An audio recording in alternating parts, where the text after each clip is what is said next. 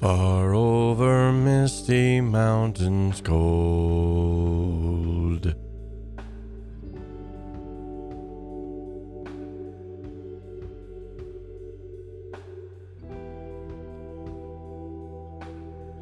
far over misty mountains cold,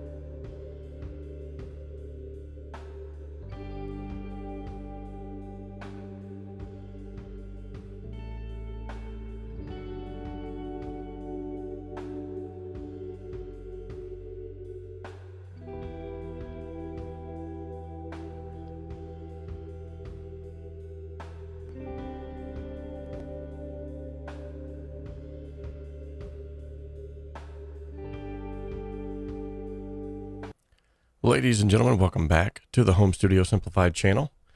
Today we're going to be doing another one of these Ask Me Anythings. I had a lot of fun doing the last one, and it seems like I get a lot of good questions as well as I get to answer a lot of good questions. The beautiful thing is I am a part and have been building a gigantic community of awesome individuals who are just awesome. And if there's a question that you guys ask that I possibly can't or I don't know the answer to, a lot of times these guys here that are here in the chat, they know exactly what needs to be the answer. So thank you all so much for showing up. Now, if this is your first time here, maybe you're wondering, what's this guy all about? Well, this channel exists to simplify the complexities of the home studio and to help you make professional sounding music in a less than professional space. There's many ways that we do that around here, whether it's through plug-in tutorials, giveaways, plug-in giveaway and tutorials, gear giveaways, gear tutorials. There's a whole plethora of things that we do. Of course, the raw track reactions, the breakdowns that we do of those raw tracks. And then, of course, we also all try to have, which we haven't had in a while because everyone is so busy right now, but we also try to have a lot of cool people here on the show to interview to help to get to answer some of your questions as well from a different standpoint. And so thank you all so much for showing up. Now, the motto around here is that we can dream alone. We can even create alone. This is often the case. But together is where our achievement really happens. Together we can achieve so much more. Now, oftentimes we dream about a lot of different things. And we're creating all the time, it seems like, within our bedroom studios, within our basement studios, within our corner of the room studios. We're doing a lot of this alone. And although that's okay, I'm not saying that you have to go and form a band in order to be creative or to have, a successful music career. But what I am saying is that I found out very early on, because I used to play all the music that I released. I would play all the instruments on it.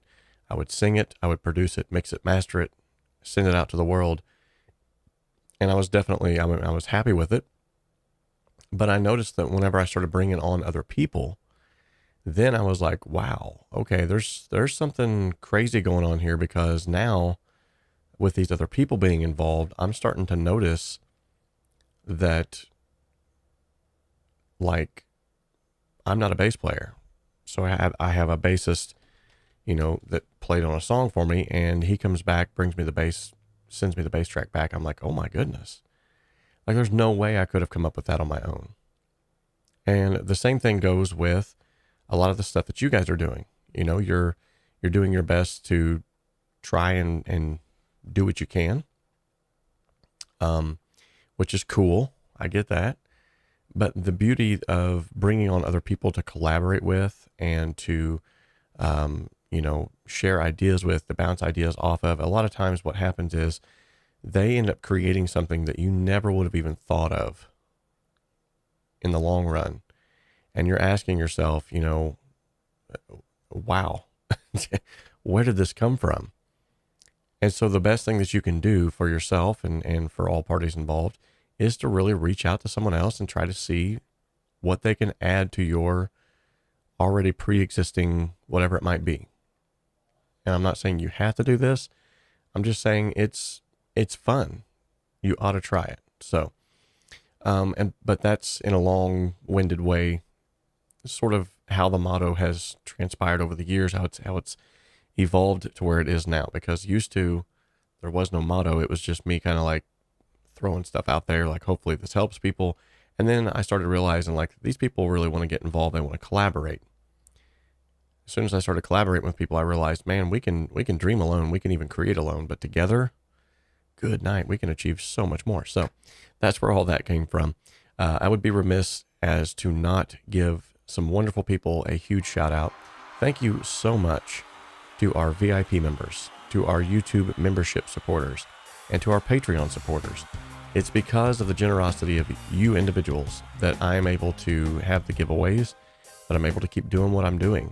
And although it's honestly, you look at this and you think, oh wow, this guy's making a ton of money. I'm not. I'll tell you that much right now. But although it's not like enough to quit my job and to do this full time, it's not enough for me to go and buy a jet, as if I would anyway, but even if I had the money. But every little bit does help. It's really kind of you guys that you would do this. You don't have to do it, but you do it. And so I want to thank each and every one of you monthly donors, as well as the super chatters. These are those who have given through a one-time donation through the super chat feature here on YouTube. And it's one of the things that, there's a lot of things, especially around this time of the year, and all of the things that we've been through over the past year and a half, 2 years. And these individuals have still stuck it out and have been helping to fund the channel. I love you guys. I really do. I mean that.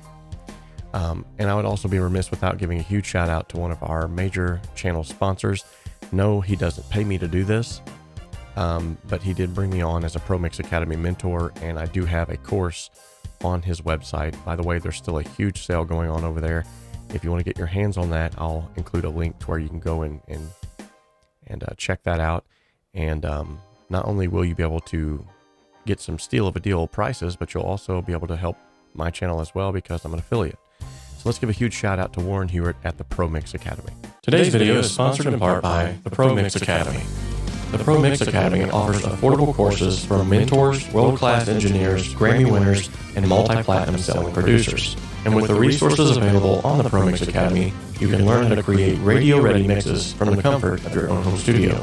Most of the courses also offer multi-tracks that you can then add to your portfolio and begin to build out your business. Follow the link in the description of this video to head on over to the ProMix Academy today and start learning the skills that are needed to take your hobby or your business to the next level.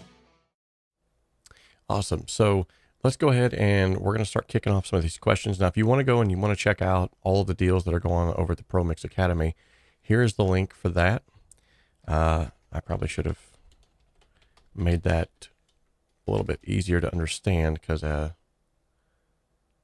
it doesn't really look like, it just looks like a garbled mess. And if people are just coming in, they're going to go, what is that? So here we go. ProMix Academy. Here's the link for that. In fact, I'm going to go ahead and pin that to the top here. So if you're looking for that, you should be able to find it. Awesome. DJ Big Red 81 says, I have an echo. Let's see if there's a reason for that. I don't see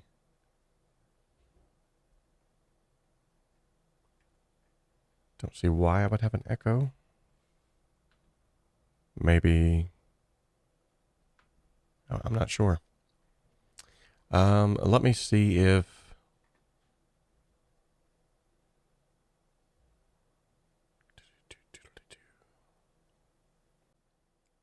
let me see if, oh, hey, now I hear the echo. Okay. Hello, hello. Okay, let's see if that that made it better. Hopefully it did. If not, let me know. It might just be a little bit of madness on my end. So,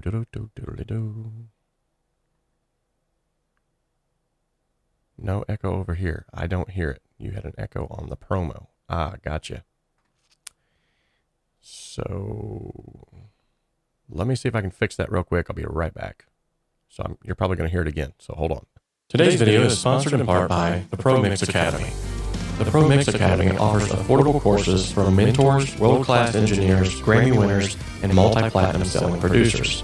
And with the resources available on the 𝗏𝗵𝗲 Academy, you can learn how to create radio-ready mixes from the comfort of your own home studio. Most of the courses also offer multi-tracks. Okay, so that should have fixed the echo, I believe. No echo now. Good deal. Okay. It wouldn't be a live show if we didn't have something to struggle through. It's fine. It's all good. So I have before me here a couple of different questions. I want to highlight the first one here that I brought up, and this was the very first question that was asked today. And this is from Major Dubs 𝗏𝗏. DJ Roney. I hope I said that right. He says, "Can you tell me how to change acapella vox to a different BPM?" First off, I love the fact that you're calling it Vox, because that's how I label my vocal tracks, is Vox. So that's kind of cool. Little side note there. But yeah, I'm going to bring you over to the desktop here. And this here is in Cakewalk by BandLab. I don't know specifically what DAW that you're using. If you're not using Cakewalk, you need to be. It's free. So if I come in here, now this is just how I'm doing it in Cakewalk. So I'm going to show you how I'm going to do it here, and then hopefully you can apply this to whatever DAW that you're using. But in Cakewalk, I can actually highlight the track here, hold Control and Shift on the edge. It's going to allow me to time stretch that infinitely if I'd like, to anywhere. So if I want to slow it down, I can stretch it out. Far over misty mountains cold.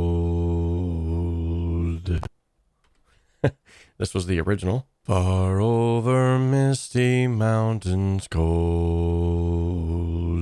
That's what you heard at the beginning of the stream there. And if I wanted to speed it up, I could do it this way as well. Far over misty mountains cold. Now that's just one way that I could do it. I could also use the tempo track. So by holding Alt and pressing T, it'll bring up the tempo track here, which is kind of like an automation lane for tempo.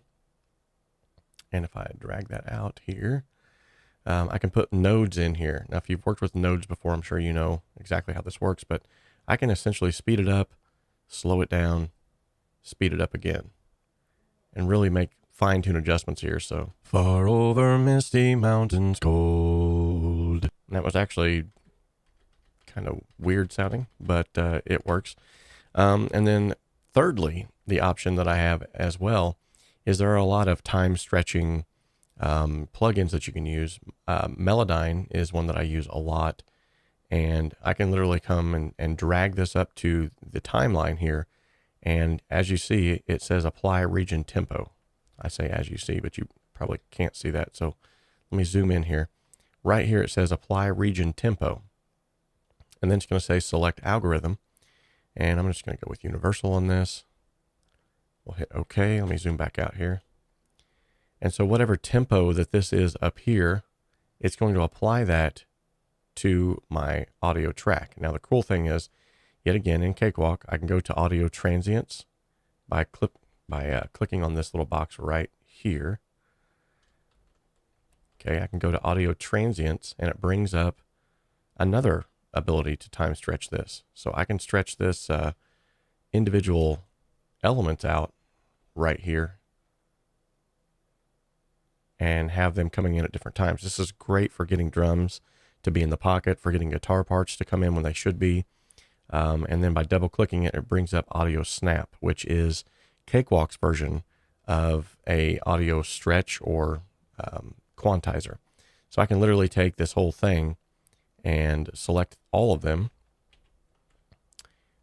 and quantize them to a 1/16, and now it's going to move everything to the grid on 1/16.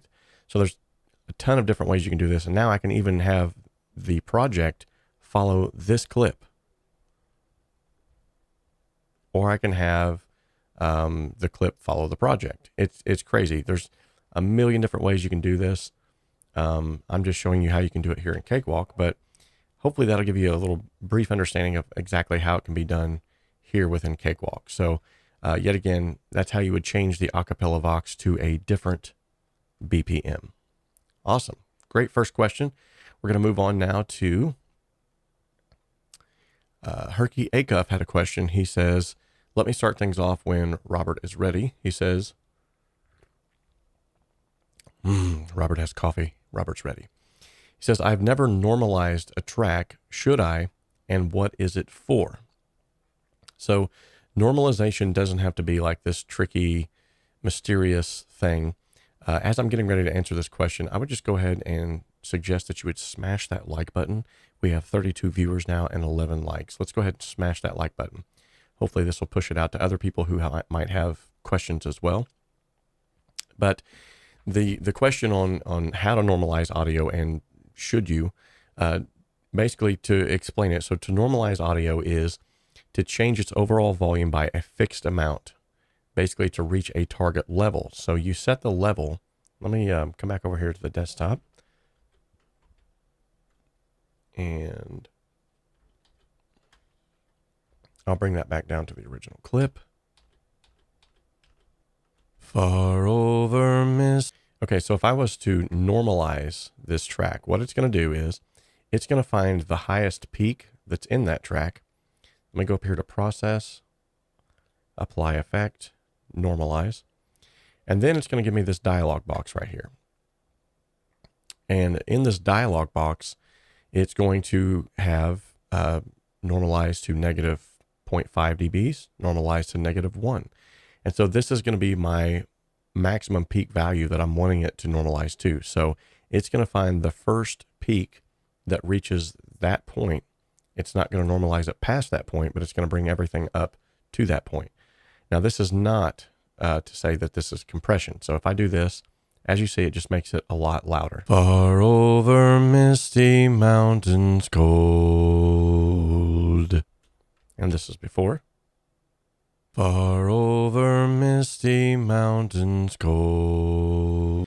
So a lot of people do this because just quite frankly, it's easier than compression. However, it's different from compression in that it changes the volume over time in varying amounts. It does not affect dynamics like compression does, and ideally does not change the sound in any way other than purely changing its volume. So if you're trying to look for something like for some coloration or something like that, normalization is not going to do that. So why would we want to do this? What's the best way of doing it? What are the hidden dangers in terms of reducing sound quality? Let's talk about that. So there's only really two good reasons why you would want to normalize your audio. Obviously, the first one is getting maximum volume. Now, if you have quiet audio file, you may want to make it as loud as possible. So without changing its dynamic range. Now this process, as I just illustrated, can be done with normalization. And then the other second reason why you might want to do this is for matching volumes. So like, let's say you have a group of audio files at different volumes, and you may want to make them all as close as possible to the same volume. It may be individual snare hits. It could even be full mixes, but normalization can be done automatically without changing the sound like compression does, as said before. Now, while this is a huge advantage, it cannot replace compression. as it can't affect the peaks in relation to the bulk of the sound. That means you have far less control, and often normalizing audio just won't work for matching volume levels. Mastering engineers need not lose any sleep over this. So what is the best method to normalize audio then? Well, there are different ways of measuring the volume of audio. We must first decide how we're going to measure the volume in the first place before we can calculate how to alter it. Now, the results will be very different depending on what method that we use. So if we use peak volume detection, this only considers how loud peaks are of the waveform and that's for deciding the overall volume of the file. But this is the best method if you want to make the audio as loud as possible. Now, in digital audio, you can't get any louder than the highest peak at 0 dBFS. So normalizing to this value will create the loudest possible file that you can. The other method is RMS volume detection, which considers the overall loudness of the file. Now, there may be large peaks, but also softer sections like we had here. Now, this takes advantage and takes an average rather and calls that the volume. So the average of everything, that's the volume. Now, this method is closer to how the human ear works and will actually create a more natural result across varying audio files. Another problem, however, is that RMS volume detection is not really like human hearing in the sense that humans perceive different frequencies at different volumes. And we've talked about this before with the Fletcher-Munson curve. So with the Fletcher-Munson curve, you have a frequency range and a decibel range. And there are certain frequencies that you will hear across that spectrum. Even at lower levels, you're going to hear them as loud as you would other frequencies that are at higher levels. And so it's kind of crazy, but if one sound file, for instance, has many frequencies between 1,000 and 6,000 hertz, then it's going to sound louder. RMS doesn't take that into account, however. Luckily, there is a recent solution, and the new standard in broadcast audio is the catchy titled EBU-R 128 volume detection. So now this is similar to the way that we measure volume at RMS, but can be thought of as emulating a human ear. It listens to the volume intelligently and thinks how we will hear it. It understands that we hear frequencies between 1,000 to 6,000 hertz as louder and takes that into an account. So we still have the same 0 dBFS problem mentioned for RMS, but now the different normalized audio files should sound much more consistent in volume. So we need to talk, however, about there are some hidden dangers. Okay, so normalization can be performed in a standalone program, usually an audio editor like Cakewalk by BandLab, Audacity, SoundForge, or even inside, your DAW. For the sake of this video, though, what we're going to do is we're going to assume that you're using a separate audio editor. So inside a multi-track DAW project, when you're not exporting the normalized files individually, you probably won't suffer from the problems that I'm about to mention. But peak normalization to 0 dBFS is a very bad idea for any parts to be used in a multi-track recording. It may not clip by itself, but as soon as you add any extra processing or you play the tracks simultaneously, your DAW and your plugins are probably going to overload. Now, this subject comes under sort of the gain staging side of things, and it's a big subject to cover, so I won't go into depth on it here, but it can be a very destructive thing. So it is a destructive process whenever you normalize as well. Speaking along those lines, performing any digital processing on a file is going to change that file. So its bad reputation was mainly earned back in the days when digital files were all stored at 16-bit, because if you turn the volume down, you effectively reduce the bit depth. Your CD quality 16-bit file could end up in 12-bit or even less. Even turning it up with peak normalization could have caused that damage. So nowadays, audio editing software works internally at a much higher bit depth, often 32-bit float point. This means that calculations are done much more accurately and therefore affect the sound quality far less. This is only the case if we keep the file at higher resolution once it's been processed. So all that being said, I know this is kind of a long-winded answer to a shorter question, but that's what it's for. it's up to you now to decide on whether or not you want to do it. So I would definitely, do some tests of your own and really take into consideration what I've just said too about like using this in mixes. There have been times where I've got files from clients that were just way too low in volume, and rather than slap a bunch of compression and bring up the noise floor like crazy, I opted into, normalizing it to something that was manageable. And then from there, trying to find a way to compress it and take care of whether it was using waves in S1 or some sort of a noise reduction program to bring down that noise floor. So even in the case of this audio file that we're looking at here on the screen, here's what I mean by being able to be a little bit more conservative with that. So right now, it is the original audio file as it has been recorded. Far over misty mountains cold. And it's peaking out at -6 dBs, essentially. We'll just say 6 dBs.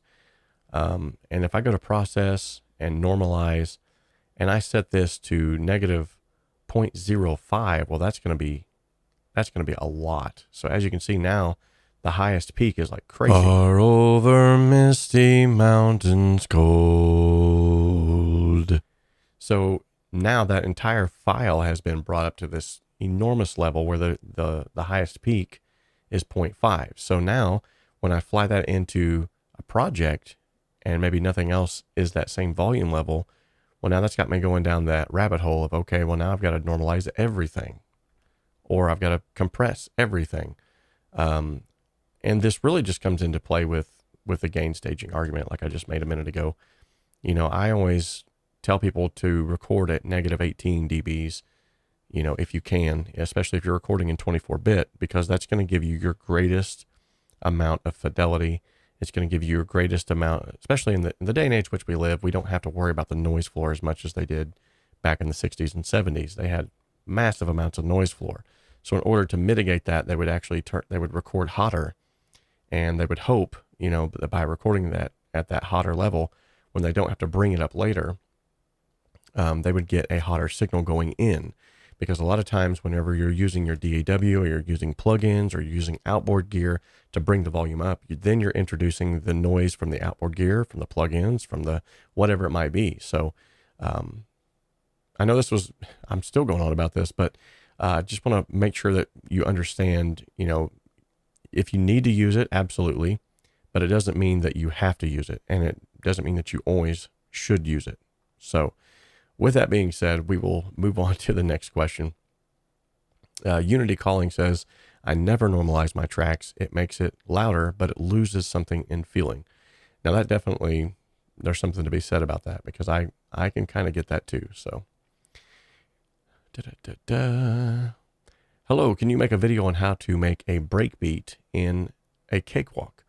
That's not really a question. So, I mean, it is, but that's more of a suggestion for the Discord group. If you want to join the Discord group, I would encourage you to, there's all kinds of questions over there that people ask that will allow you, and in that group, you can ask all kinds of questions. And usually, I mean, I pop in there once to 2, sometimes 3 times a day. I'm popping in there right now, actually, so I can get you a link that will hopefully help you to join that. Okay. Bring this back here, and here's the link if you want to join the Discord group. It's completely free. It's a great place for us to all collaborate, talk with one another. I have a section in there where you can share your own music, get feedback on that. It's just part of it's an extension of this community that's free. So if you're not a VIP member and you're not a part of that community, you can still get in this community that is free and still find some camaraderie and talk with people of like precious desires. So with that being said, we're going to move on to the next question, which is, when I stop matrix MIDI notes stick, stop all notes on the matrix pane, not effective.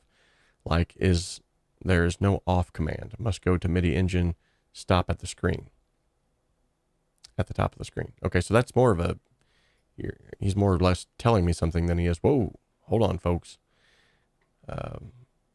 We'll move on to the next question in here just but a moment, but we just had the room light up like a galaxy. And I'm being blinded here. So hold on. There we go. This happens when someone sends a super chat. So thank you so much, Garden Wall Studios. I believe that's who it was. Yes, it was Ben Grauer. Thank you so much for your generous donation.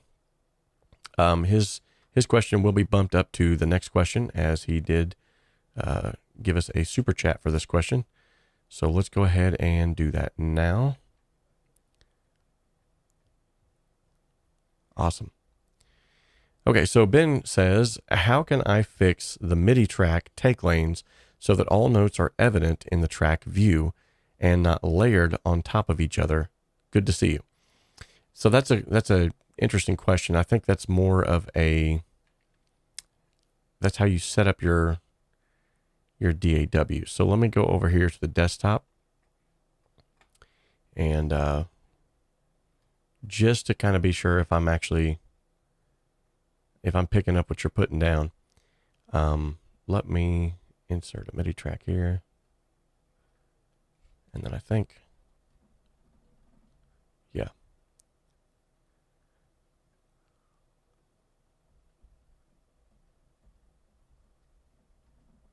Okay, so there's some MIDI notes. I don't have a VSTI instrument loaded, so that's why you're not actually hearing it. But for the sake of this video, I wanted to. So this is the typical piano roll track that that he's talking about. So what he's asking is,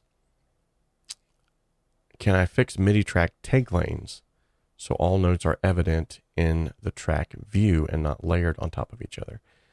I see what you're saying. Okay, so if I was to do another take of this, like let's say I've got this set to, and I do, got it set to comping, and I hit record, stop, come back, hit record, stop. So now because I'm in comp mode, I should have several different takes down here in the take lanes. So I don't know that there's necessarily a way to stack these properly or to get the view that you're talking about, at least not here in Cakewalk, at least not that I know of. Because as you can see, it is all kind of like garbled together. It's looking the same up here. The only way that I would think of doing it would be to solo out the sections and mute the others, which is going to give you sort of a grayed out area and then an area that's lit up. And then I would change the color to something that's a little bit more visible. So let's change it to white. Yeah, that made it worse. Let's change it to like a purple. There we go. Now you can see like well, I don't know. Maybe a yellow. There we go. So a yellow would work perfect. You got your grayed out areas back here and your yellow notes on top. That's probably the only way that I could think of actually doing that and making it look a little more cohesive to your point as to what you're saying. It's kind of tricky. I mean, I guess my next question would be like, why would we need to do that? Because unless you're going to record like maybe a bass line on the left-hand side, and let me turn these lights off real quick.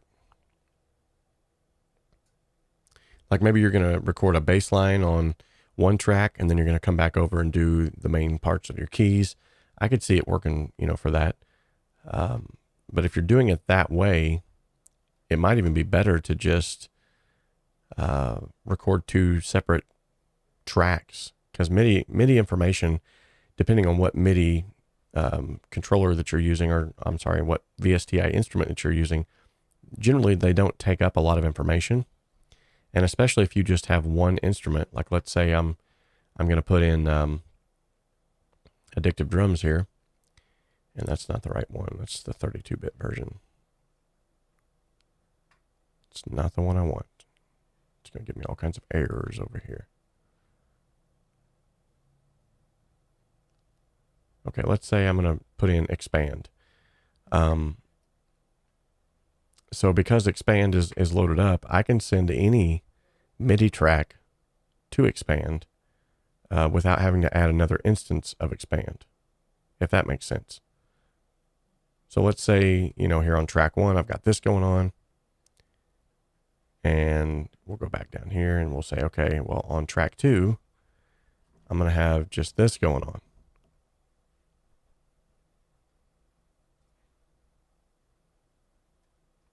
Okay, so on track 1, let me get my mug off the screen.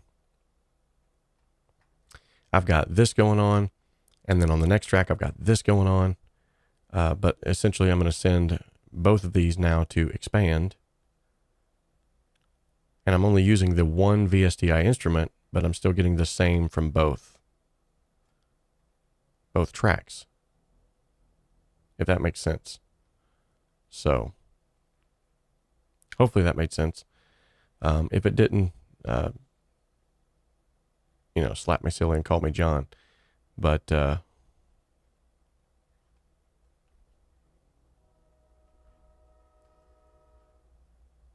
interestingly enough,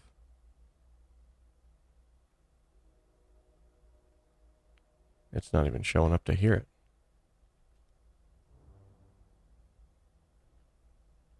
Maybe it's not loud enough. I don't know. Anyway, oh,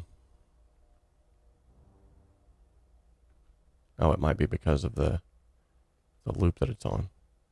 Yeah, I would say that's probably it.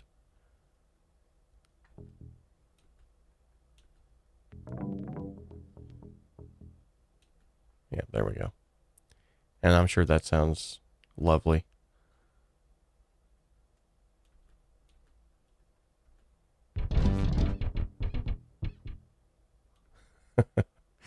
But you get the point. That's kind of the gist of it, what I was going after. So if you're looking at trying to sort of make it look more congealed, more aesthetic, I would maybe just record 2 separate tracks, and then you can even put them into folders. You can name those folders. You can bring them out of the folders. I think there would be more optimization for the PC side of things, as well as more customization for your actual project as well. So hope that helps.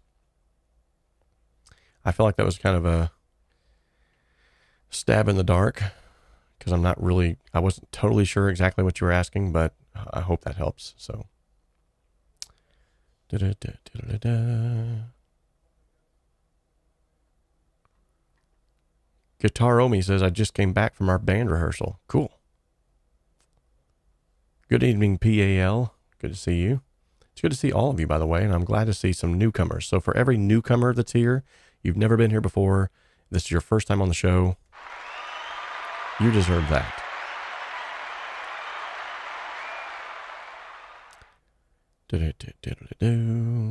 Okay.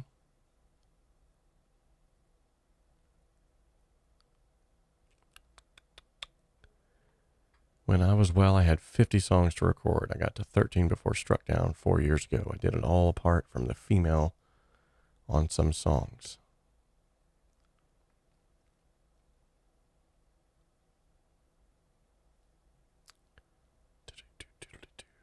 Okay. Yes, congratulations to Michael Fitzgerald, aka the Old Bell. He won the November HSS Monthly Song Contest. So cool Congratulations to you. That's so cool for you. And the song was amazing, by the way. All right. Here we go. Here's a question from Pesty Desperado. He says, your icon here, what do they call that? Avatar on your channel here. That's super interesting there. I can't tell if it's a cat, a giraffe. I'm not sure. But anyway, he's saying, who's your favorite producer of all time? You know, that's risky. I would have to say, just because I know the individual, and because he's probably one of the most real individuals I've ever met, and this is going to sound like I'm being a fanboy, but it's the truth anyway, I would have to say Warren Huart. And I would say that not just because of the width and the breadth of his work that he's created, but also because of the fact that he's giving back to future music producers as well. There's not a lot of music producers out there doing that. Yeah, they'll show up for an interview. They'll show up for, you know, some kind of a photo op or anything that will help promote them and get them more eyes on them. But to just be doing it just because they're wanting to help people, those are few and far between. However, Warren Ewart, on the other hand, has been doing this for years, helping people just because he can. So I thought my light went dead and I realized it's not even behind me. It's up on the shelf. Anyway, so that answers that question. Now, if I had another producer that I think has really helped to shape the way that I think about things, Al Schmidt always comes to mind. I loved Al Schmidt's work, everything that he did. And then, of course, I would be remiss without talking about, as soon as I thought it vanished. Andrew Scheps has really done a lot for me in the sense of he's opened up my eyes, my understanding to things at times, because he was one that really, the way that he came across with things, he's always been sort of a trailblazer. He's a very philosophical individual, very super intelligent. And it's one of those things that, the more that you listen to him, the more he blows your mind. So, great guy. So yeah, great question, by the way. The echo is normally on the ad. Okay. Now we're getting back to the echo stuff.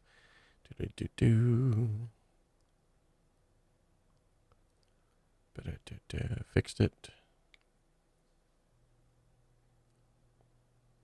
Okay, so Major Dubs asked, what academy? Now, this is the Pro Mix Academy. If you've never been, never seen or been a part of the Pro Mix Academy, it's a awesome place you can go to find out a ton about mixing from some of the best people in the world who are, you know, Grammy-nominated mix engineers and mentors. So this is what it looks like if you were to go over there. Use the link that I've given you here in the chat if you want to go.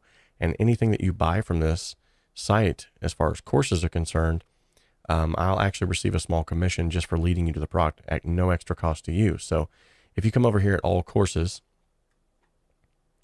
you can see that there are music production masterclass with Grammy engineer Cameron Webb, advanced mixing with Mark Daniel Nielsen, ultimate guide to drum production with Mike, on and on it goes. There's a ton of people that are on here that are just doing an excellent job mixing cinematic rock with Reed Shippen. Some of them are very, very affordable. The larger ones obviously are more money, but then you can actually go in here and select even by your DAW. And lo and behold, look, Cakewalk is in here, and there's this guy right here. So my Cakewalk course is live here on this site as well. But if you'd like to purchase it from me, you actually get it for a cheaper price. Just saying, as much as I love Warren Ewart and the Pro Mix Academy and all of the affiliate sales that come through here, I also have to prop myself up on my own 2 feet as well. So if you come to the website and you click on store, which there's a ton of free stuff, you can also get your hands on here as well. But if you click on store, you'll see that my Cakewalk course is here as well. Actually, it looks like it's the same price. I need to change that. Anyway, if you want to get your hands on this, I'm all the time, if you're on my email list, I'm all the time giving out deals on this. And we're going to have some giveaways on this as well as we approach the holidays. So keep that in mind, as well as some awesome coupon deals. So, all right. Nice little side note there. Thanks for asking the question that you have been, though.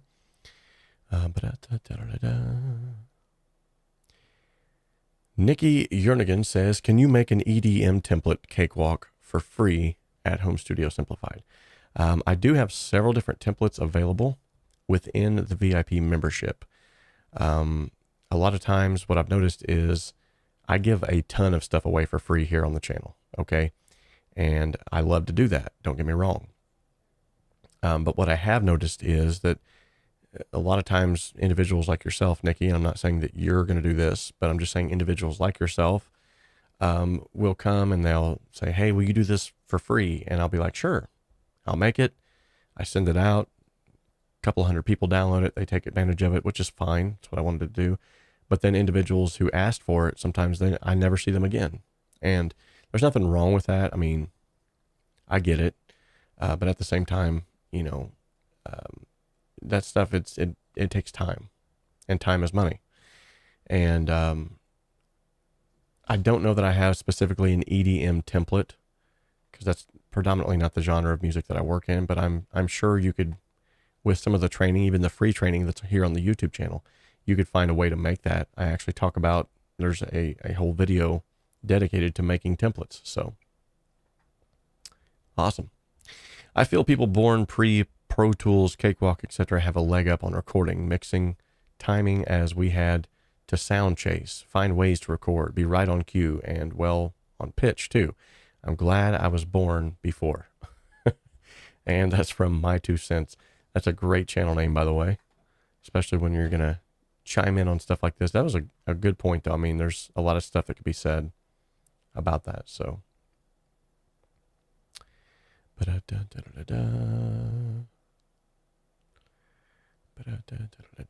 okay, so Mashup Killer has an answer to the BPM thing. He says, you can use virtual DJ. You can change the BPM, but Vox stay in tune. Record it, transport it on another program. I did that for Fruit Loops. I'm a mashupper. Awesome. Tempo track is nice. Not used the tempo track before. It looks very simple.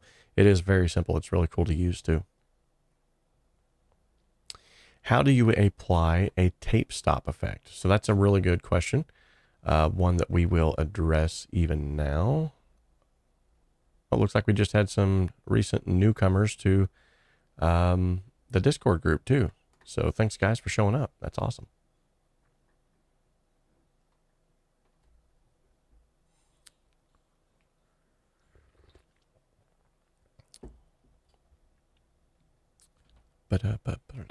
I just got word from one of my moderators as well, and he says he can create an EDM template for Cakewalk.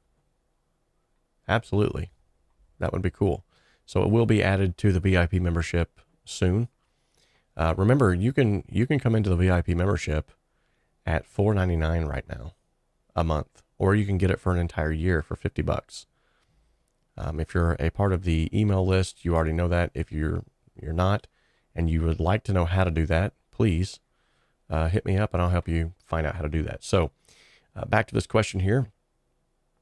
I'm going to go to sort by manufacturer. I'm going to show you the easiest way to create a tape stop effect. So if I go into insert audio effects and I go to our good buddies over here at Kilohertz, they actually have a plugin that's called tape stop. And it's super cool. So check this out. I'm going to let this play out. Far over. Let's go. Okay. As you can see how that worked, it literally just stops the tape. And here's the cool thing. You can do the stop time, change that. So now it sounds like this. Far over. Let's go. And you can adjust this little middle thing here to sort of give you a more, either a linear or a fade in style. So check this out. Far over mist. Whoa. So I'm going to take the tape stop down. We'll make this more linear again.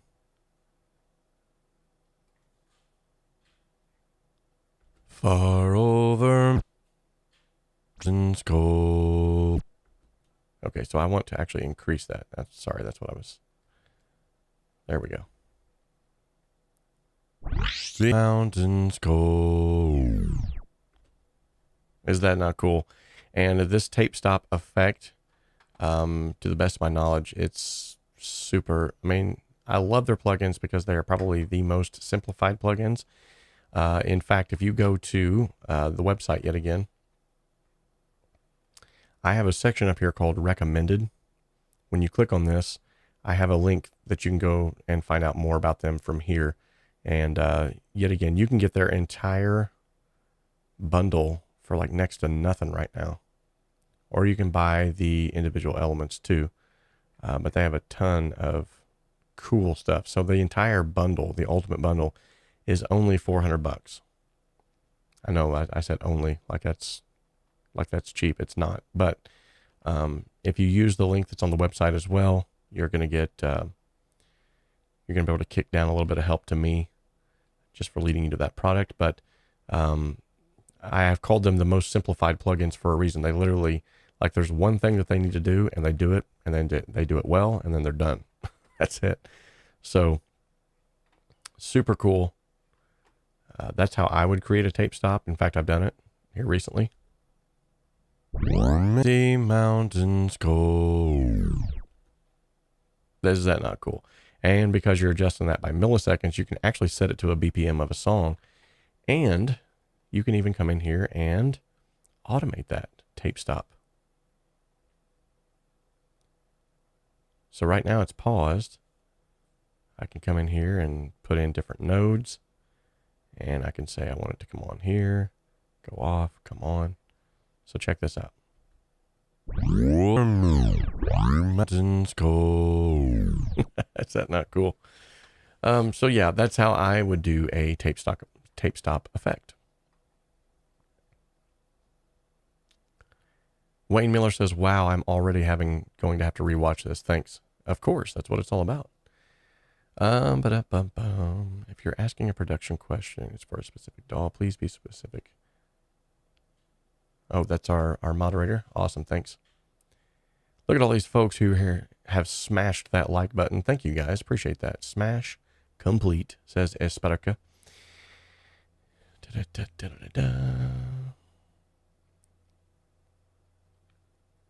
Hi, HSS. Just saying hello. Love your MJ vids. Well, thank you so much. Appreciate that. We're going to have another raw track reaction coming out, hopefully by the end of the night. It won't be an MJ reaction track. Okay. But it's still going to be something very, very interesting. Probably wasn't the right one to use, but it's fine. Maybe that would be better. I don't I don't know. When can you show Heal the World by MJ is made with all samples? Ooh, that's a good question. But I don't know if I'll revisit that or not. We'll see. That would definitely be something that we could think about maybe for later on down the road, though. Definitely. Ask anything, huh? What is your favorite color? Well, I'm glad you asked. My favorite color has always been cerulean. Now, I could have just been cheesy and said blue, but cerulean is a certain kind of blue. In fact, what led me to love this color was it was found in the Crown box. Let me show you what cerulean blue looks like. So this is cerulean. It's not just blue. It's like a deep, almost like a teal bluish color. It's gorgeous. It just has a lot more character than just blue. So, cerulean blue. Some have called it royal blue. I like cerulean. I don't know why. Maybe because it reminds me of Cyrano de Bergerac. But yeah. Robert has a few raw track reaction videos that he's working on, and he's trying to get to ones suggested ASAP. Okay, 𝗧𝗵𝗲 says, Robert, what are your favorite delay and reverb plugins? That's a great question. So as far as my favorite reverb plugin, I would have to say here as of late, let me go to type here. Here as of late, and yet again, these change all the time. I thought I set that to type.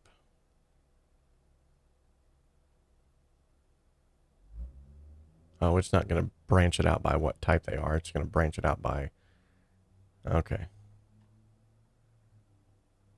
Okay. Well, anyway, here as of late, one of my favorite reverb plugins that I've just recently stumbled across is this bad boy right here, the Strymon Big Sky. Now, this is definitely not for every situation. For a lot of situations, I simply use for reverb.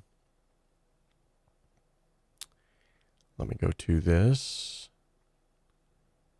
And this old but good one right here is the 2016 Eventide Reverb plugin. Absolutely love that one. And then if I want to go waves, this bad boy right, where is it? Yeah, this bad boy right here. The Waves CLA Epic is probably the most powerful reverb plugin on the planet. It's so powerful that it's taken forever to load. But it's essentially, it's a reverb and delay together. So it's really cool, especially if you want to get like a lot of ambient sounds. You can set your delay, like a tape delay, a slap, a throw, and then you can set your reverb over here to different reverb levels. And of course, it's got awesome presets that you can load from, you know, 𝗧𝗵𝗲 himself, as well as other individuals. Certain artists even have theirs in here. So it's super cool. It's something that I feel like it, yet again, it's another one of those, like maybe too much for some things, but it's really cool for a lot of things. Now, as far as delay, one of my favorite delays is the 𝗧𝗵𝗲 𝗕𝗲𝗀𝗀 dynamic delay. It actually has a ducking feature built into it, and it has this grit feature where you can like have the second delay that comes in grittier. So it almost has like that tape degeneration over time. And it also has that ducking feature so it doesn't get in the way of the vocals. And then all of a sudden when it comes in, it's just like, boom, there it is. Yeah, so that's definitely some of my favorite delay and reverb plugins as of late. Of course, I would also be remiss without bringing up, when we talk about reverbs, the Abbey Road plates. Oh my goodness, this is such a beautiful reverb right here. Yet again, all of the, anything and everything that I'm showing you today plugin wise can be found in the link on the website if you want to go and check those out. And I would suggest that you do that because, yet again, you're going to be helping the channel at no extra cost to you. But the plates just have, I think we just had a Boeing B-17 bomber drive by the house. The plates is just gorgeous sounding, as all of these are. I would love to actually demonstrate each and every one of them, but we don't have time to do that today. But great question, though.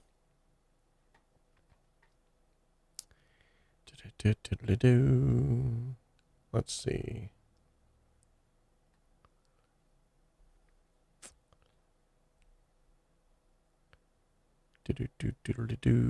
Hey, Alex, Alex.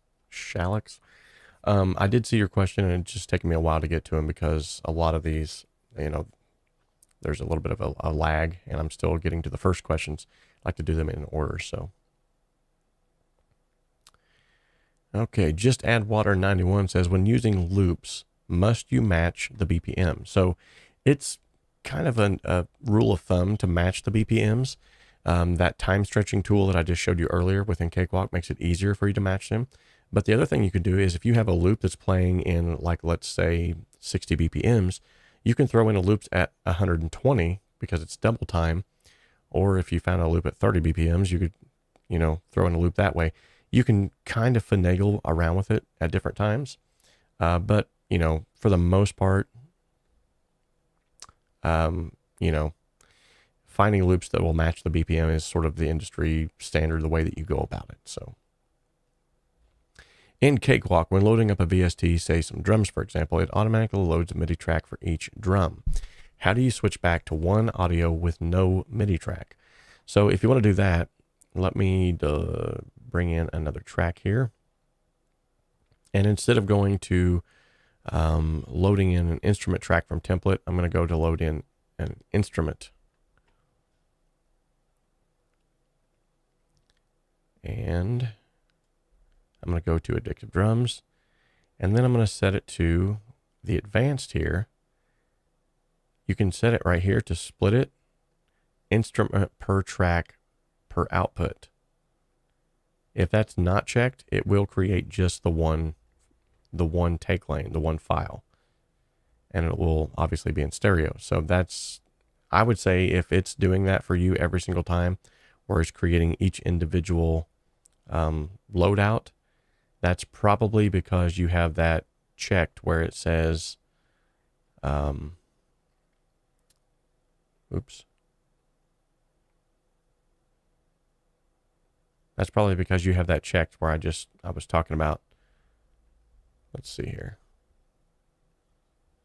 So now if I instrument track per output, split instrument track. So I think if we do it this way, it should show up as all of them. Or you know what? Actually, that might be a template.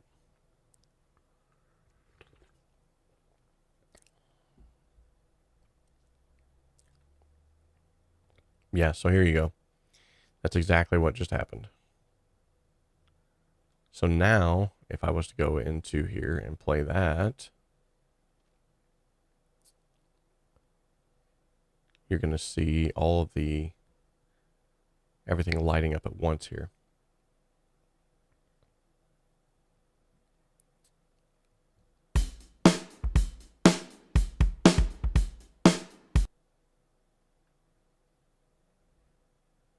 I think it did that because I've got so many instances pulled up here.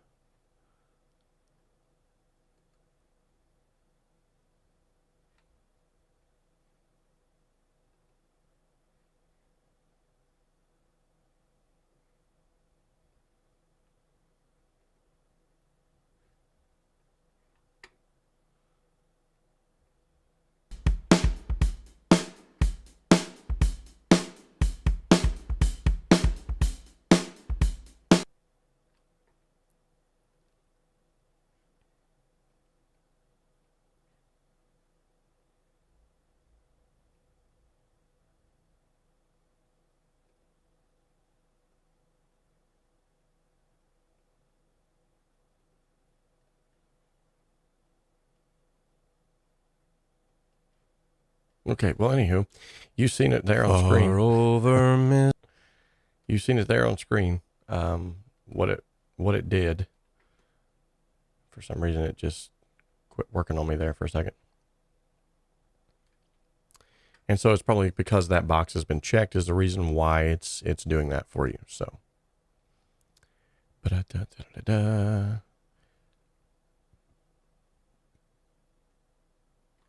many producers say they used to compress all elements. And I am in agreement, he says. There's times when I do an entire mix and never compress anything except for the master bus, or only the drums, or predominantly the bass and vocals, and everything else kind of gets left alone. So it's really up to that person, that individual. So is there coming more MJ content? Well, of course, I'm not going to leave MJ in the dust. I did get kind of filleted on the last one, and guys, that hurt my feelings.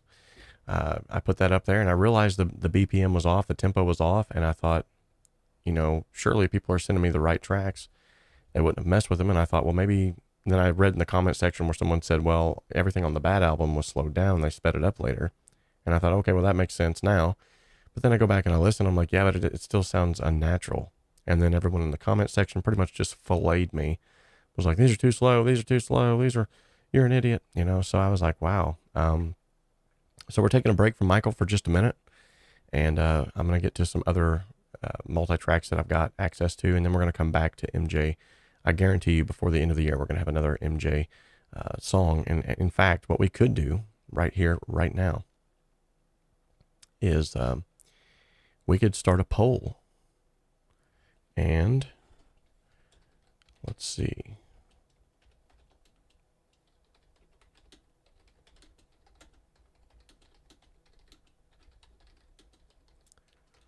Let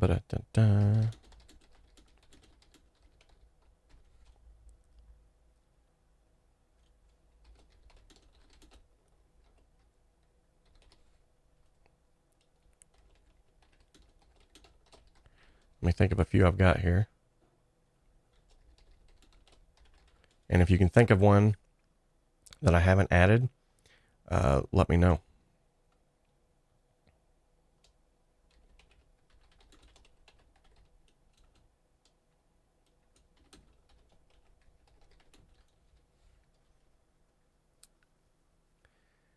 Yeah, there we go.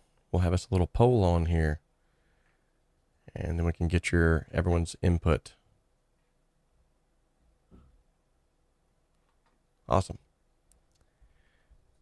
I wouldn't want to use that poll feature anyway, so. Hey, what's going on, brother? Mac, the real statesman. Good to see you.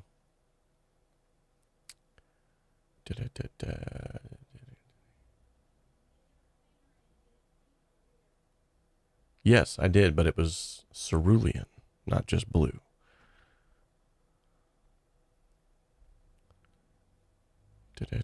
No Cakewalk on Mac, only PC. Yes, that is correct. For now. Hopefully they're gonna find out a way to do that. Now, DJ says there's a workaround for that. So, is there a multi-lane function for MIDI tracks in Cakewalk? I believe if you use the comp recording like we just showed earlier, yes, there is a way to do that. There's also a way to use one MIDI instrument to control multiple MIDI tracks. So that's sort of in a roundabout way, a way to do that as well. Hey, have you heard of 𝗵𝗲? Amazing band. I've heard of them, but I don't think I've heard them. So, Ben Growers, I think bouncing to clips is what you have to do. If I record multiple takes on the same track, it stacks. Trying to copy a large section from the track cannot be done unless you look at all the stacks, select them, and copy. I got you. Yeah, I think Wayne Miller's on to something there. Jonathan Hamlet says, are take lanes a common feature in different DAWs? You know, I honestly, I don't know. I don't know if, you know, Pro Tools has that. I don't know if Studio One has that. I'm not sure. So.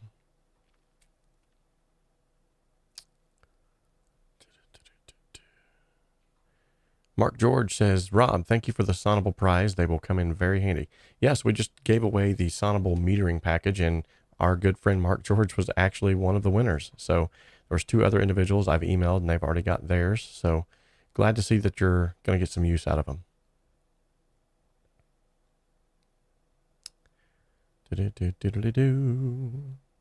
That's good, though, to let people know that whenever we're giving away stuff, people are actually getting it. It's not just, oh, cool. Phil Allen has a free course on the PMA website. Just keep hitting load more as it's near the bottom.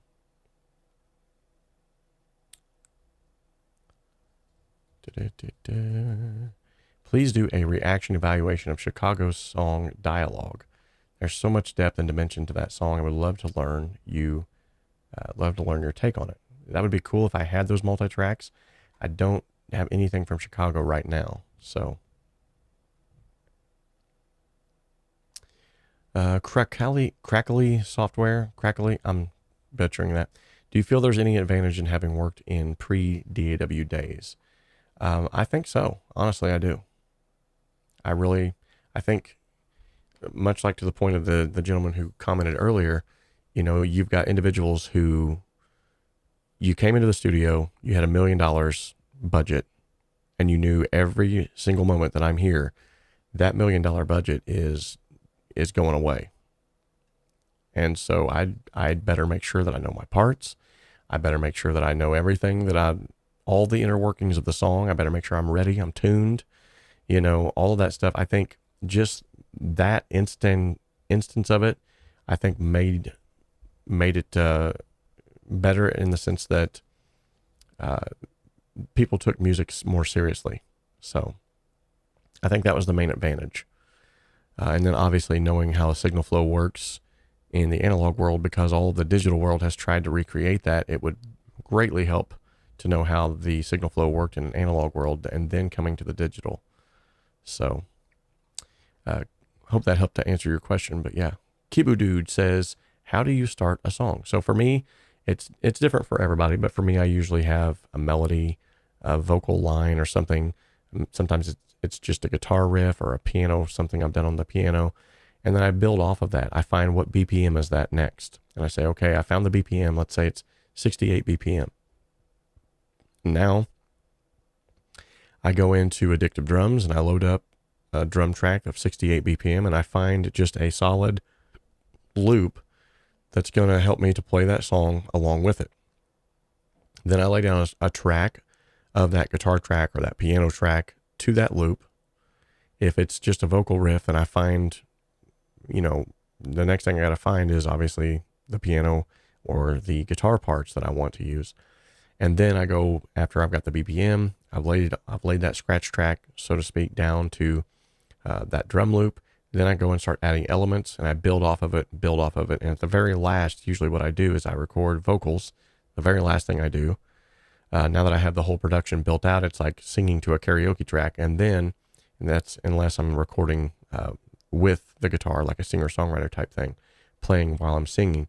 And then probably the next to last step before I record those vocals is lining out the drums. I either hire a drummer to put in all the drum parts now that they know the BPMs, or I will even go as far as to, you know, use Addictive Drums and fly in all the loops that I would like for that and the changes to be there. So I actually have an entire playlist called Creating a Song Step by Step on the website if you want to go and check that out. It's completely free. Okay, do you find it difficult crafting your music and doing all the producing, playing, and mixing, etc.? I don't, or creating your music, sorry. I don't, but I feel like I get more accomplished and it comes out as a better end product when I have other individuals involved. I just really feel like that's where the whole motto, dream alone, create alone, together we can achieve so much more, came from, is that understanding, that realization that when you bring other people in, you always end up with a better product. So Pana says, I have to work using headphones 99% of the time. Never sounds the same through my speakers. Do you have any tips? So when you're mixing on headphones, obviously you're going to come up against a lot of differences between headphones and your speakers because your room is not involved anymore. But one thing that I would say is, even though you're wearing headphones, that should be even more of a reason to mix at lower levels. Also, I would suggest finding yourself some closed back headphones, because they are open backed headphones rather, because they allow the bass to escape out the back of the headphone cavity instead of being built up in the headphone cavity. So if you go to my recommended tab and you scroll down here to the bottom, I don't have headphones listed yet. I thought I did. Okay, well, we'll go over here and check out headphones. And they don't have to be, let's see. Oops. So if we go over here to the best website in the world to buy things from, Sweetwater. Here's a pair of open back. These are very pricey though, the Sennheiser HD600s. I've heard a lot of good about them, but like I said, they're very pricey. They're coming in at $399 right now. There's others that are not as pricey as that are open back. It might actually help to sort by that. The ones that I use, for some reason or another, they're no longer on the Sweetwater website. You can only get them through Audio-Technica. As of right now, the only open backs that are available here are the same price ATH R70s. But with that being said, I would definitely go with some open backs. Now, if you go to, evidently it's thundering and storming outside pretty bad. Yeah, so if you go here, you can click on where you're from. This is the Audio-Technica website. You can see here they have all the various options, but I think there should be a support. Yeah, here we go. Open back headphones. Okay, so here are, well, they're $349 here too. So actually it would be just as affordable or not affordable to buy them on Sweetwater. See, the ones I use are here.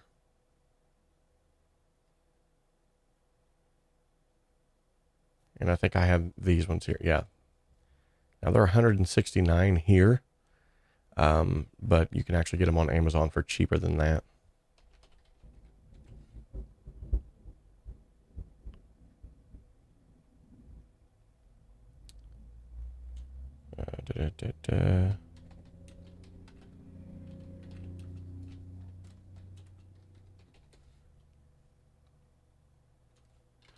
I just put in A like 100 times. Yep, look at that, 79 bucks right here. These headphones are the ones I'm using right now. And I am releasing mixes and masters on these with no problem whatsoever. So.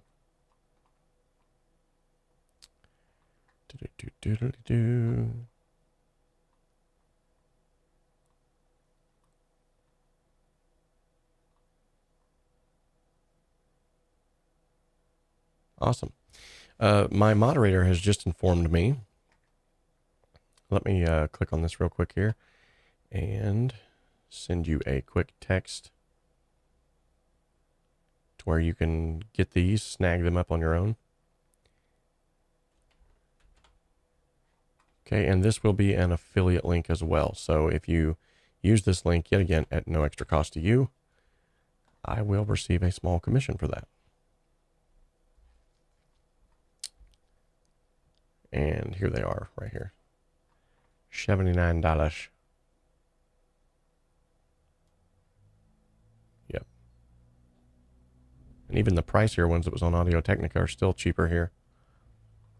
So, yeah. All right. Let's continue on with the question. My moderator has just informed me that if you go over to the Discord group, if you're not a member, go join now. There is a link that I'll be posting right now. Let me get a hold of that link again real quick. Now, if you have not joined over on the Discord group, do it. Now would be a great time to do it. Because we're getting ready to have a giveaway for the 𝗧𝗵𝗲 𝗧𝗵𝗲 𝗔1. I use this on every single mix. And I'm not just saying that. Every single mix gets the one plugin to rule them all. It's great for mastering, but it's also great for just individual tracks. I've used it on individual tracks a lot of times too. Awesome. So head over to the Discord group. We'll be doing a giveaway on that here shortly, maybe later tonight. So you need to go ahead and become a member now so that you can get in on that. And that will give you access to, after you become a member, to have a chance to win. Those Samson headphones that you recommend are really good, by the way. Awesome.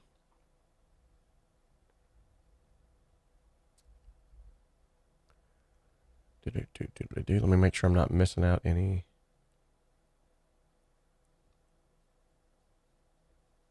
Okay.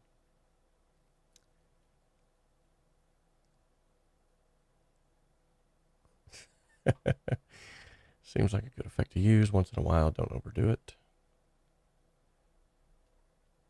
Any chance that you'll ever do a breakdown of Michael Jackson's Tabloid Junkie? Very well could be.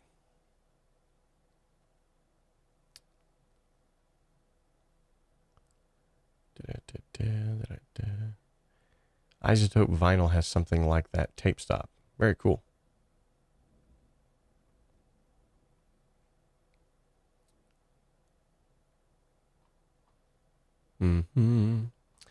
Johnny Funkson says, do you ever mix reggae?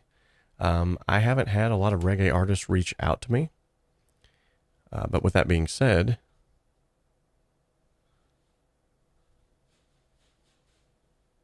I wouldn't mind mixing some reggae. I love some reggae.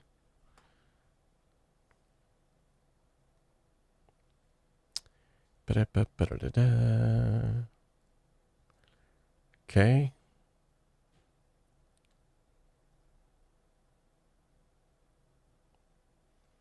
What do you think of the Waves BB tube? You know, I don't think I've even got that yet, and it was free, and I still didn't get it.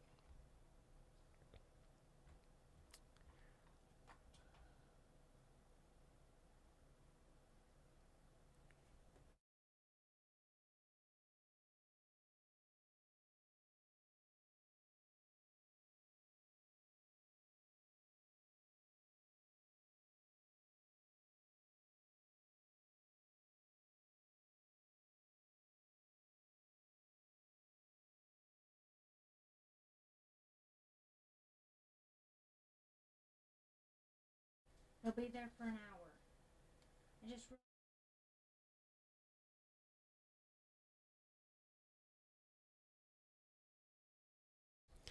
Okay, so yeah, after checking here, I don't think I actually even have access to those plugins yet.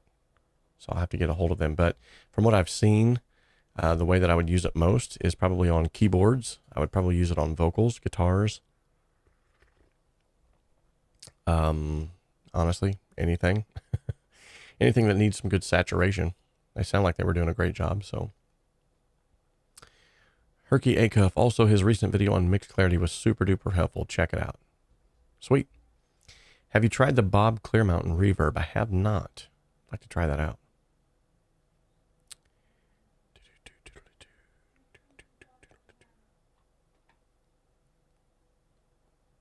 Oh yeah, yet again, another great reason to become a member of the Discord channel. You're going to get access to some of the VIP only material. I just did a video on creating clarity in a mix, and I posted it over there for those who are a member of it as well. The iZotope DD delay is no longer available. What? Yes, you do get a ton of, yeah, Kilohertz does have a free bundle. I forgot to mention that. Thank you so much. Nice. Which plugin would you use to extract vocals from a song? Hands down, 𝗏𝗧𝗋. Yep, I've done a video here on the channel all about that, so.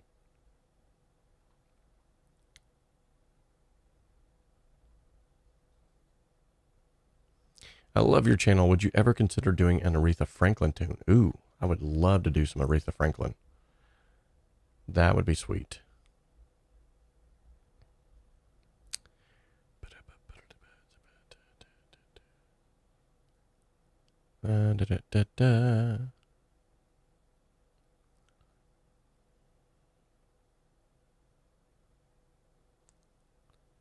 Oops, I lost my place there.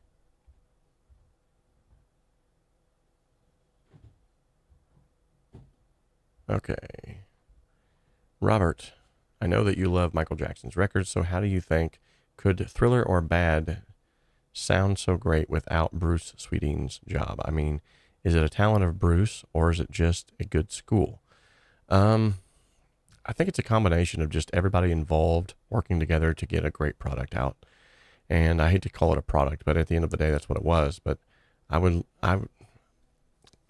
think any mix engineer could have got it to the point where it was at, but I think because of Bruce and his ability to work so well with Michael and to listen to what Michael had to say as well as give his input, I think it wouldn't have came out the same. No. Anyone could have done it, and it probably would have still sounded amazing because it was Michael and all, and you know, everyone else involved. But Bruce really, I think, brought something to the table, obviously. Jimmy says, is there a smart way to automate a narrow EQ curve on a guitar to get a ringing chord change EQ as it rings out? I'm sorry, it's hard to ask questions clearly in text form effectively. There is. You can always automate EQ on your Pro channel,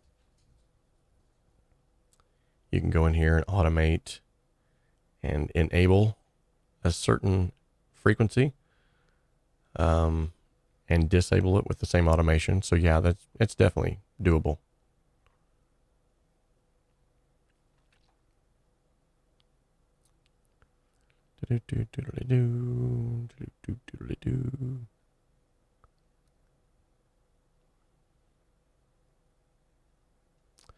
As a French guy, I managed to build a song from scratch, but I really struggle with English lyrics.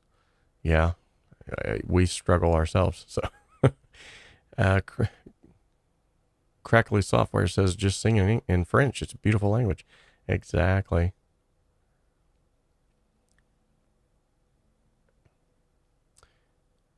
Could it be a case that nobody likes the sound of their own voice? To me, my voice sounds dead and no inflection, but yet people have said I have a decent voice. That's true. We are our own worst enemy sometimes.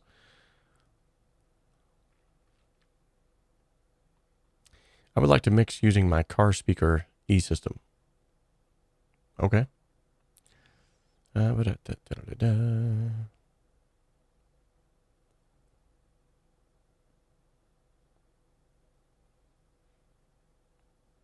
Still scrolling through here to find other questions if you're wondering.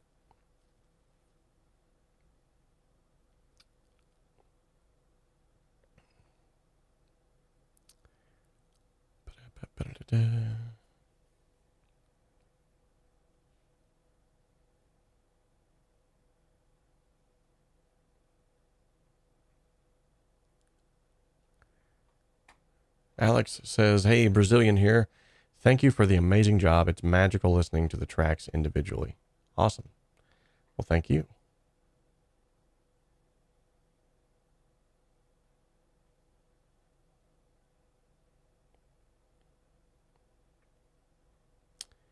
Thanks earlier demo.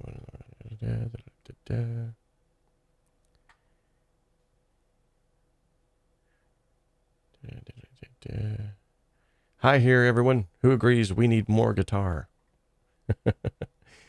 What do you think about the auto gain plugins for mixing? They can get kind of wonky. What I've noticed is,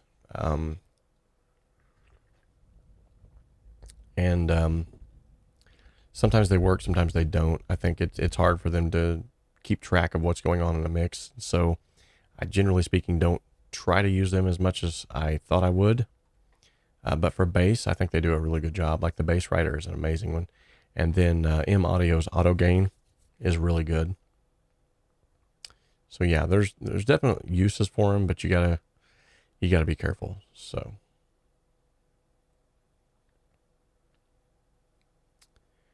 Jimmy says, I'm failing at joining Discord.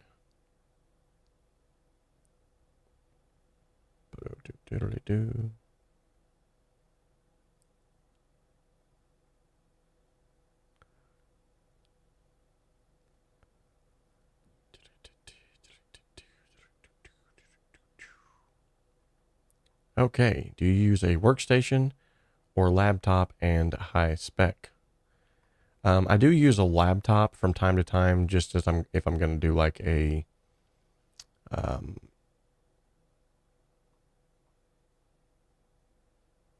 okay, sorry, I was looking at the chats popping up here.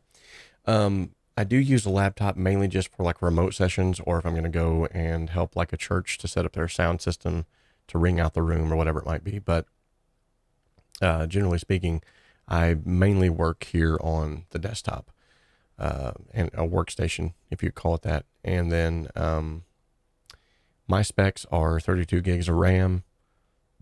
I got a Ryzen 5, pretty high-end graphics card, mainly because I bought it as a gaming computer. And then I've swapped some parts out and done some minor upgrades here and there. But other than that, you don't really need too much these days to get a lot accomplished. So Marcus says, I'm troubleshooting some crackling noise with Contact. Curious, what are your preferences settings under playback and recording, specifically MMCS, or you have any other suggestions? My major suggestion that I've been giving people here lately is go up to your preferences menu and under driver or playback and recording, set your driver mode to MME. Just do it.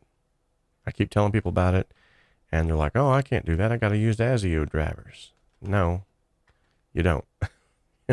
In fact, I've had no problems using this driver mode. In fact, if anything, I think it's improved the stability of the program itself. So I would definitely do that. Do you people still listen to the same genres as you did in your teens? I rarely do myself. I listen to way less aggressive music as I'm growing old and dull. Awesome. So I think I've reached the end of... Yep, I think I've reached the end of the questions, and so we're going to end this stream on that note. And I'm going to make a mental note here because it looks like the overarching vote has been black or white for Michael Jackson. So that will be, Lord willing, that's going to be the next raw track reaction will be Michael Jackson's black or white.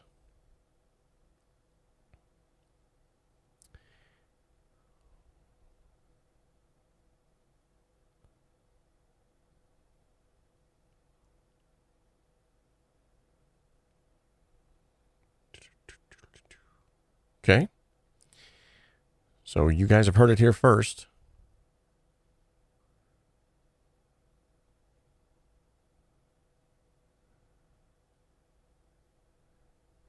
Michael Jackson's black or white will be the next that we come up with. Awesome. Well, it was a good time had by all. I appreciate the super chat, Ben Grauer of Garden Wall Music. I appreciate all of the great questions that came in. I'm sorry if I didn't get to your question. There was a lot of them flying by on the screen. It's kind of hard to, real quickly, I did miss this one. How do I get rid of the markers at the top of my tracks, and what did I press to get them there? It's kind of the M button will set the marker. As you can see, there's a marker there now. And then to get rid of that marker, you just simply hover over where the, oops, hold on. Yeah, hover your mouse over to where it changes to an M. And while it's there, click and hold and press delete.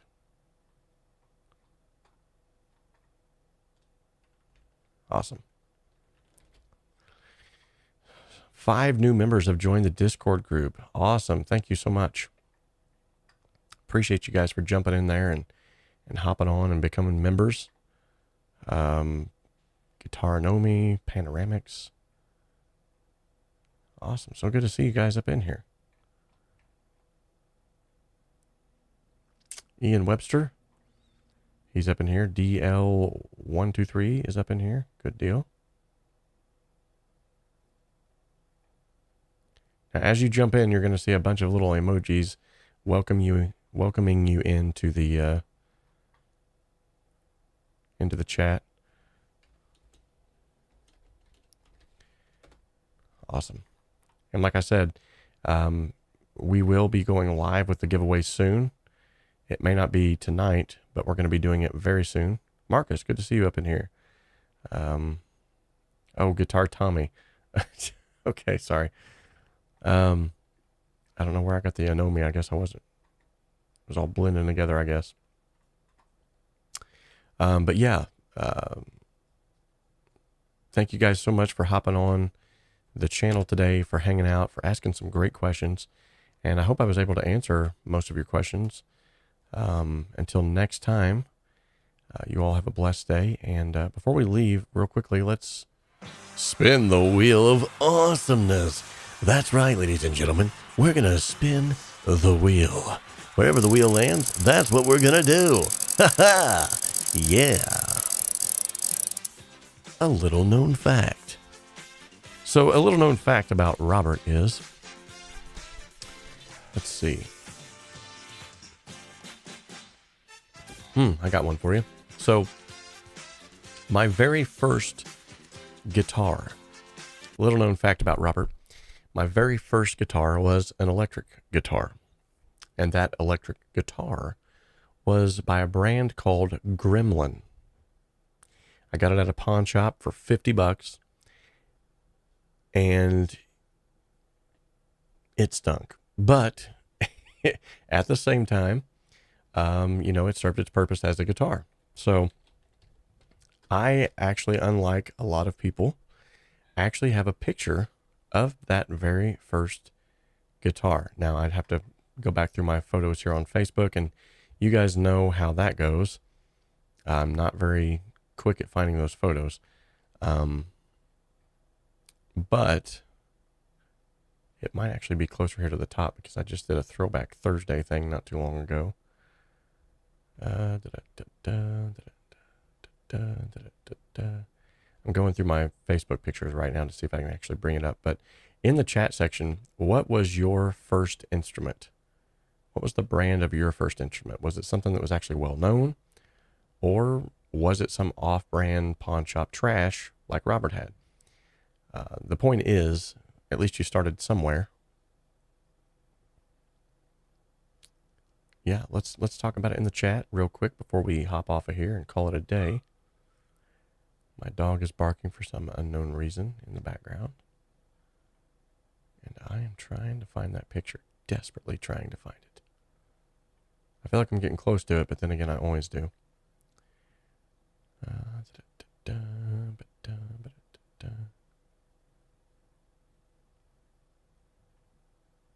Nope, that's not it either. Oh, you know where it is at, though? It's on my Instagram. Yeah, guys, it's on my Instagram. If you aren't a follower over on Instagram, please go and follow me there. It's not that I really do anything special over there. Occasionally I have some live streams over there. But mainly, the more numbers that I can get built up on all the various platforms, the easier it is for me to reach out to companies and say, hey, my people want a giveaway. Okay? What are you guys doing? Give my people a giveaway. So, okay, I'm scrolling down. Should be coming up soon.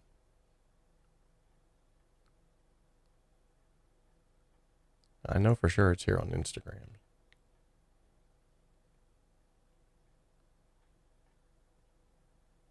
Now watch, I'm going to say that, and it's going to be one of the few pictures that I deleted for whatever reason.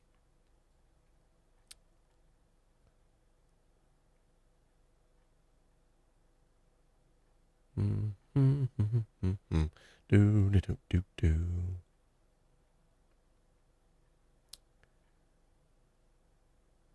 Hope you guys are putting in the chat right now, what was your first brand of the first instrument that you ever got you into music to begin with? What was the brand of your first instrument you ever received? Oh my goodness, guys, I'm gonna knock myself out. It's not on here. It's gone. I know for a fact at one point in time it was here because I did a Throwback Thursday where I talked about, hey, this was my first guitar. And if I did, it's gone now. Or I've just skipped over it. I'm going back through here meticulously, trying to find. Hope I didn't lose it because it's kind of important.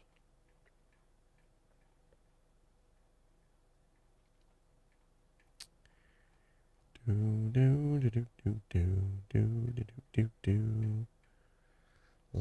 la la la la la la la la la.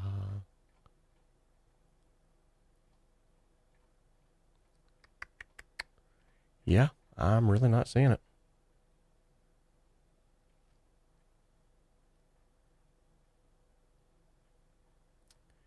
Really not seeing it.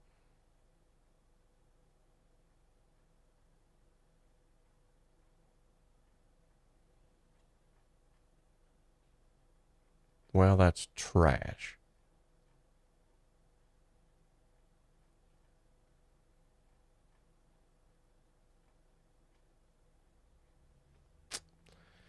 Oh, well, I tried. But anyway, the first guitar was a black electric guitar covered in stickers because at the time, I was big into skateboarding, and you got to cover everything in stickers when you're into skateboarding, and for whatever reason. And I can still remember. Oh, I thought I found it there for a second. I can still remember whenever I went to the pawn shop and picked that up, and I took it home, and I was like, man, I'm in like Flynn now. This is it. I have arrived. And then I started trying to play it, and I realized, this isn't easy. My fingers hurt. They're bleeding. And but I stuck with it, like I hope that most of you did. And of course, if you did, I mean, you're here, so you probably did. But it's kind of cool to go back every once in a while and check out and see where the origins of a thing are. This is aggravating me. I love it whenever I tell you guys, hey, I got a picture of this, and then I come over here and I can't ever find it.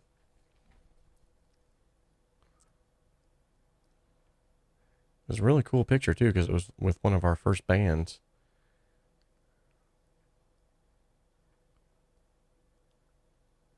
Little garage band we had called Red Moon. There's another little hidden little piece of little known fact about Robert. So I'm giving you a 2 for now.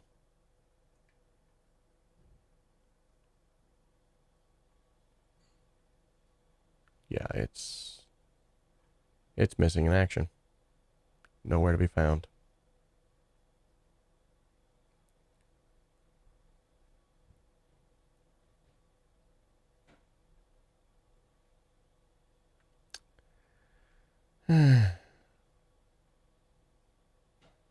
For those of you that are still hanging on, waiting for this picture, you guys have some tenacity. You know that? You have what it takes. You have the grit of 1,000 elephants marching through the Sahara. You have what it takes to be everything you can. And for those of you that have given up, you're already gone. You have no idea what I could say about you right now. But I'm going to be nice. I'm going to refuse to call you out about the fact that you like hurting kittens. I know you do. I've seen it. You've talked about it on social media. And I was trying to tell you not to do it. And you're not supposed to feed them that much. You're certainly not supposed to feed them steak. Why are you feeding your cat steak? I tried to tell you guys. You wouldn't listen. You all just laughed at me and called me names. And I'm like, hey, quit doing that. And you were like, hey, shut up, stupid. And I was just like, whatever. But, yeah, my endless rambling now to try and kill time while I find this is just, it's not going anywhere. And apparently I'm still not finding this photo that I told you I had. Nothing burns me up more than to be like, oh yeah, I'll just go back and pull up that old photo and it not be there. Well, there's quite a few things that burn me up a lot more than that. But that's one thing. I don't not like knowing where something's at. Like I literally, if I'm laying down, I'm going to go to bed at night and I've misplaced something. There it is. Yes. Yeah. If I'm laying down at night, I've misplaced something.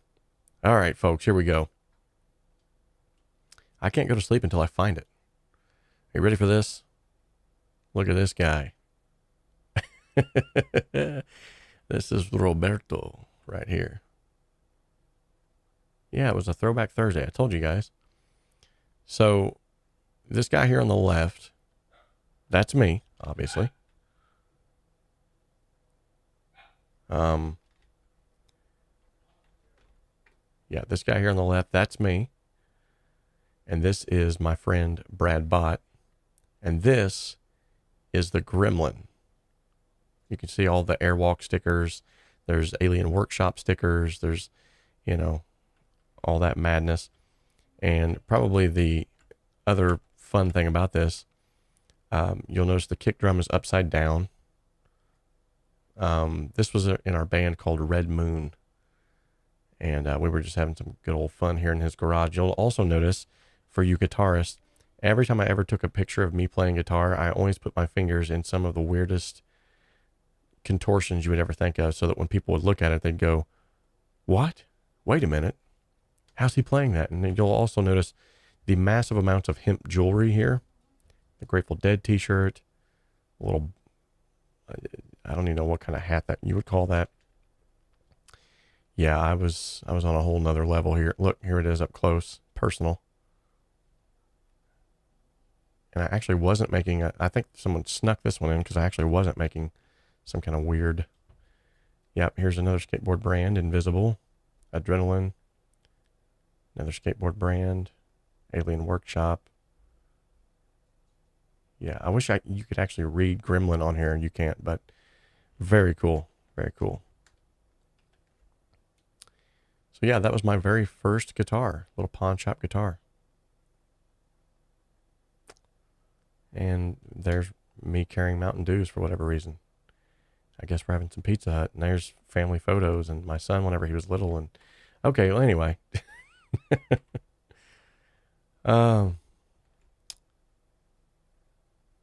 Yeah, with that being said, we will officially go ahead and end today's stream, but I really do appreciate all of you showing up and for hanging out. I love each and every one of you. I appreciate all of the awesomeness you bring to these streams. It's always a good time whenever you guys are around. So until next time, remember, we can dream alone, we can even create alone, but together we can achieve so much more. God bless you guys.